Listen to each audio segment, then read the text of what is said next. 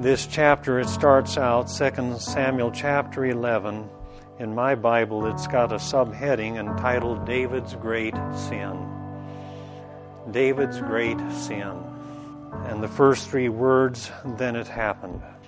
I come back to this chapter whenever I read this chapter, whenever I come upon this chapter, I just recoil. I just read it and feel, David, my dear friend, I am so sorry for you.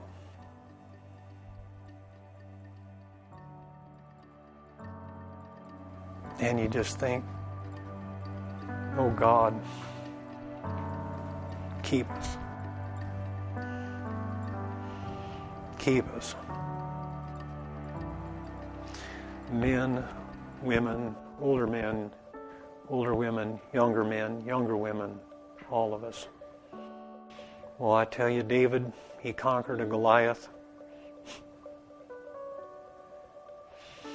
But that enemy there was nothing compared to the one that got him. These fleshly lusts they're a bigger giant than Goliath.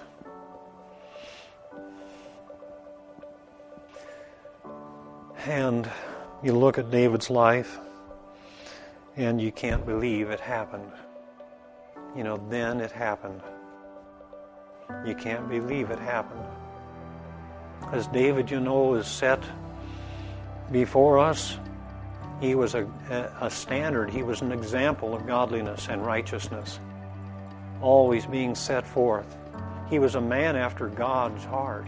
He was a man who just in such a rare way was a man who sought after God's heart and intimacy with God.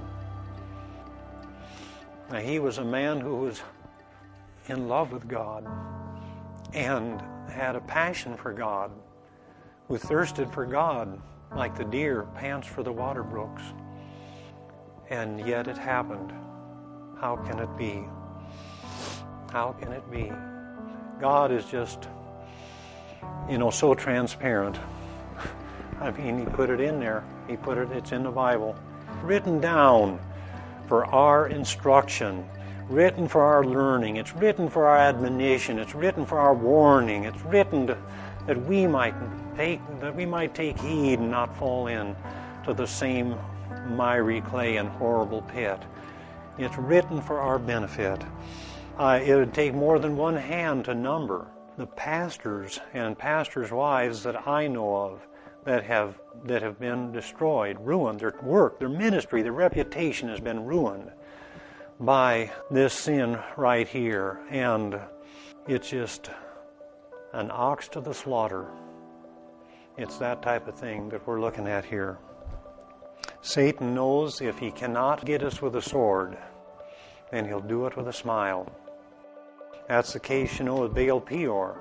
And Balaam counseled Balak, he told him how he could get at him.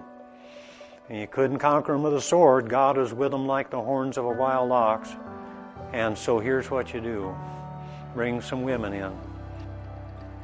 That led to their defeat, their downfall. We ought to be warned here to hate sin, to love righteousness. It didn't make any difference that David was about maybe in his 50s. I mean, it was not a case of youthful lust. It doesn't matter that the body is drying up a little bit. Still, the thing we're dealing with is in the mind. And that's where Satan's workshop is. And so, young, old, it doesn't matter, does it? It's still something that we must fight Amalek to the very end. And we either kill it or it will kill us. There is no way that we can satisfy lust. There's nothing to do it. It's out to get you. It's out to devour you. It will take you right down. There is nothing that will satisfy. It didn't matter whether he had 100 wives. It did not. Sin and lust cannot be satisfied. It refuses to be satisfied. There is only one thing that can be done with sin, and that's kill it. And it didn't matter that he had had all these other victories. victories over Goliath. It didn't matter that he was a great warrior. He was outstanding. He was a man of repute. It didn't matter that he had slain, Saul his thousands, David his 10,000s.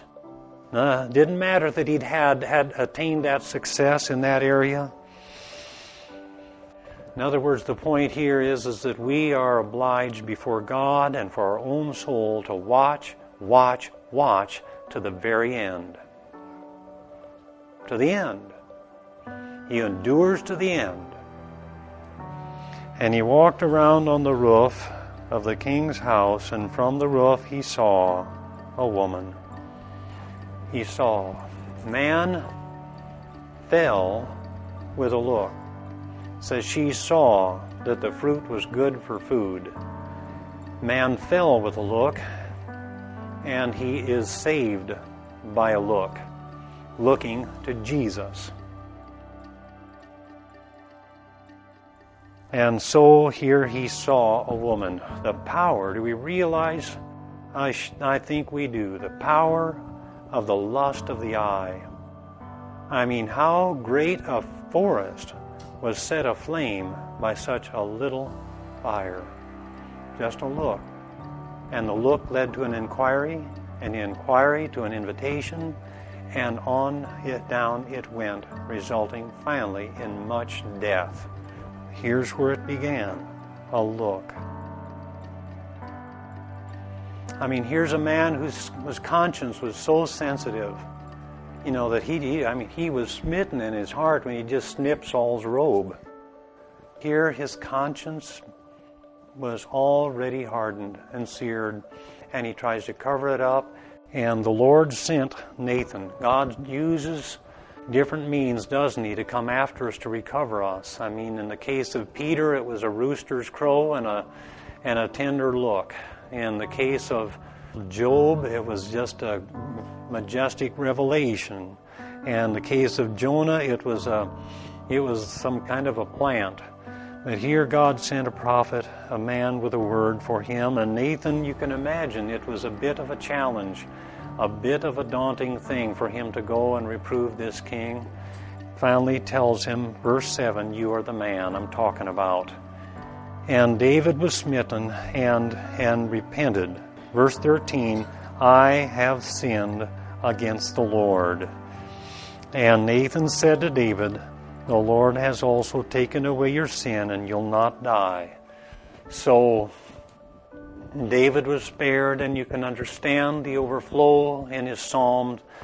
In Psalm 32, how blessed is the man whose sin is forgiven, whose iniquity was covered. And David was spared, but there were consequences. There was much death resulting from his sin. Incredible.